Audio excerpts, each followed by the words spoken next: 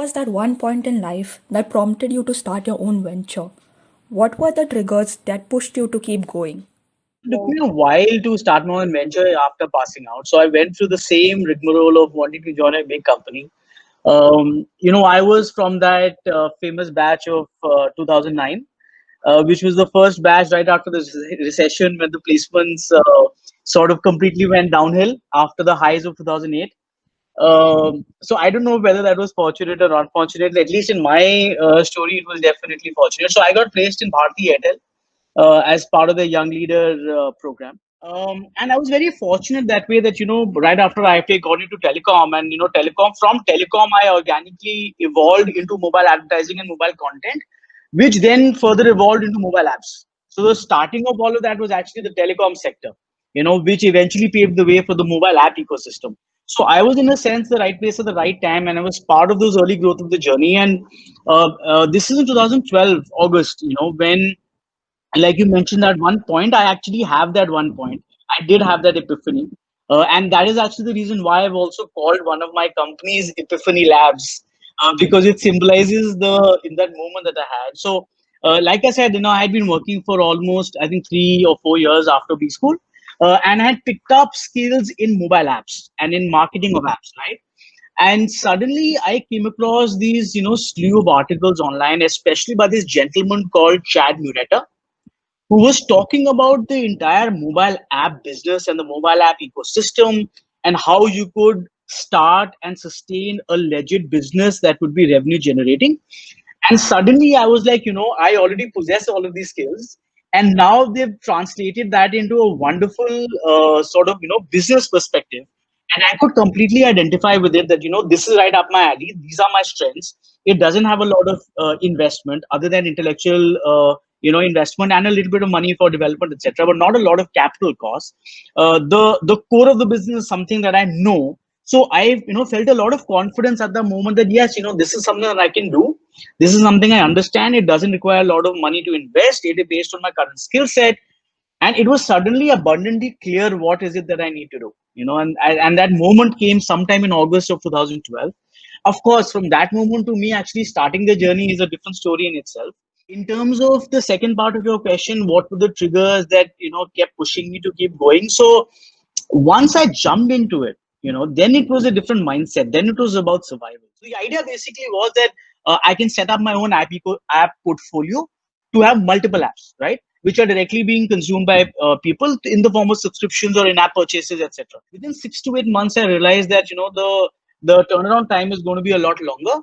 It's not going to start generating returns as early as I had thought. And right now, money was just going, and nothing was coming in, and I could not see any revenue generation happening for at least another 12 months. And then, so by this time, just to also give you a quick recap. So I actually worked on the side and launched my first app while I was still with Paytm. So I had not quit by then, and I only quit once that first app was out, and it gave me a little bit of success. It was actually featured in India as the number one productivity app in May 2013. So with that confidence, I went in. So I already had that base, and now it was just about ramping this up. And from one app, you go to 3, 4 apps. So then it dawned on me that I have this wealth of information on mobile apps, starting from ideation, leading up to ideation, design, development, launch, post-launch, monetization. Basically, from idea you're taking it to complete fulfillment.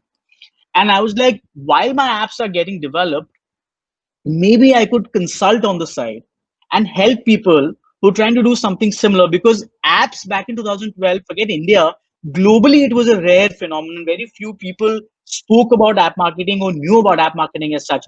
Websites and digital, yes, of course, but apps per se, not so much. So I felt, this was a skill which had not a lot of supply, but decent demand. So definitely consulting is something I could start off with and start earning some money on the side while the apps get developed. And that actually sort of grew into a business of its own. So that consulting gig, and I was like a solopreneur, like a one-man army doing that. And that has basically grown into a 20-member marketing agency today, which has promoted over 500 apps. And like I said, formed a specific marketing agency, which is what Studio Mosaic is today. And the app idea that I started with initially has now been hived off into a separate company called Epiphany Labs. You have received numerous awards in the industry, including the Top App Marketing Company 2020. What would you say sets you apart from your competitors, and how did you gain this advantage? So when I started consulting in the app marketing space, I was essentially competing with other players in India, right? So globally, we anyway had an advantage, which was price. And within India, the advantage was that I obviously came from a background of IFT and engineering and good education. So the level of communication that sort of I had compared to a lot of other service providers in India was the biggest competitive advantage for me at the time. So I think communication skills and building that relationship with the client was one of the biggest differentiating factors when I compare myself with other players in India, right? That was the starting. But as we grew, our competition wasn't limited to India alone. We were competing with players all over the world, right? So today, most of our clients are basically great product people or people who've raised investment but are sound in technology, and we bring in the marketing and the business angle to it. So it's a great collaboration, and we become like virtual CMOs, chief marketing officers, where we're looking at all aspects of their business and not just driving downloads, which is just one way to look at it. But there are different ways in which you assess data, in which you assess usage, in which you assess growth. So we look at it in a holistic manner as complete owners of the marketing mandate, as opposed to just saying I will get you X downloads or Y impressions, which is very transactional in nature. You know, so I think today that is what differentiates us. The way we treat our clients, the way we own the business like it's our own, the way we focus on the right metrics of growth. I think that is something that sets us apart, not just in India but globally. You have worked across varied geographies. How does Studio Mosaic adapt its marketing strategies to suit these dynamic client requirements? So let me start by saying that we are a very data-driven company. So when you are making decisions based on data, it doesn't matter what geography you're in. The fundamentals remain the same, right? So the approach remains the same, the client requirements remain the same, the goals remain the same, the approach remains the same. All of that is the same, irrespective of geography. What changes actually is only the execution, right? Now, as far as execution goes, so at times we have some partners that help us translate.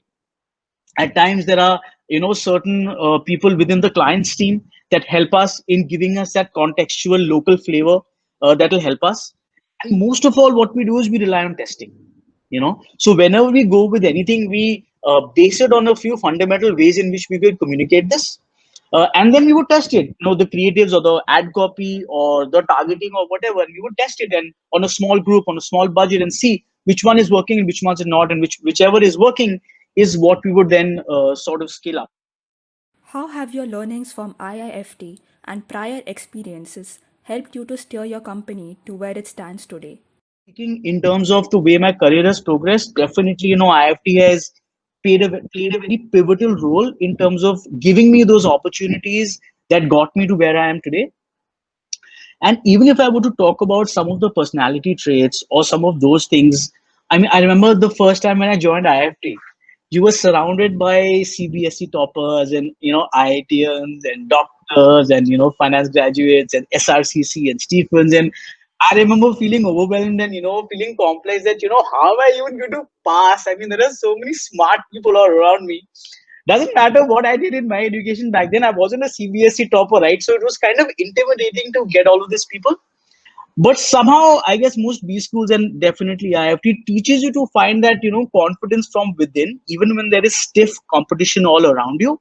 Uh, it makes you sort of believe in your own efforts and put in the hard work and make sure you come out. So it's quite similar. I mean, like today, we work in the app marketing industry, which is completely global.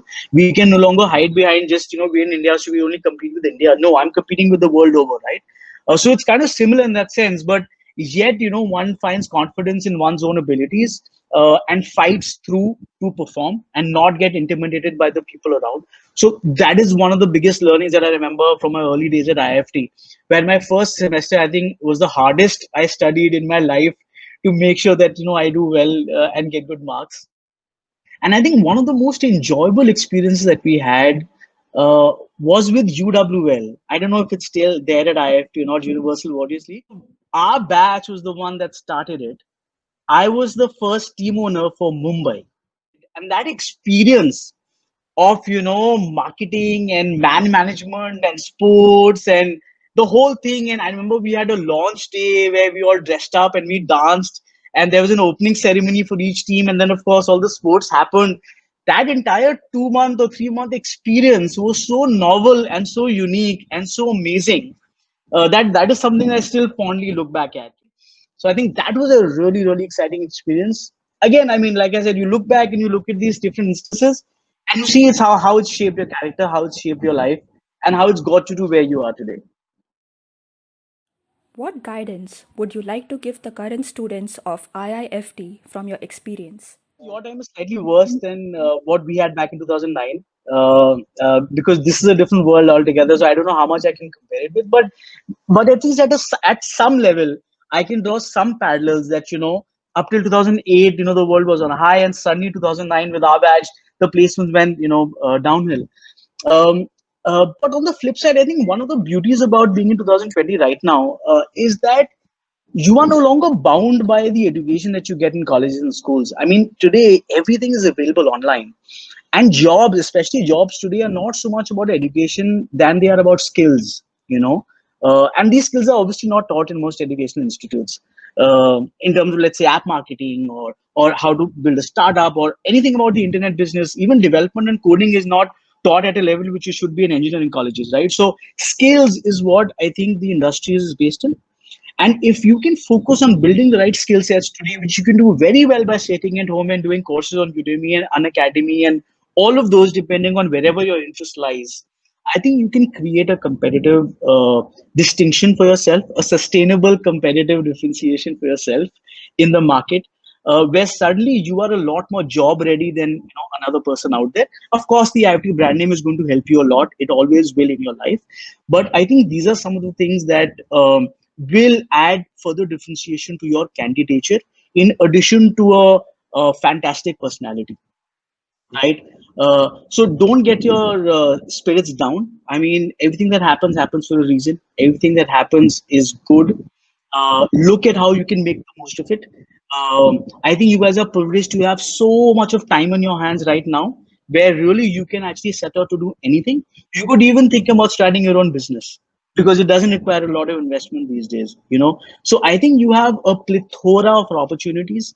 There are so many companies that are now working from home, at least for the short term future, which means that you could easily get hired by anybody in any part of the world, and you are no longer restricted to just India, because there are big internet tech companies that are now hiring from all over the world, especially because people are working from home, and that additional cost and the additional hassle of getting people to induct and transport and all of that is not happening.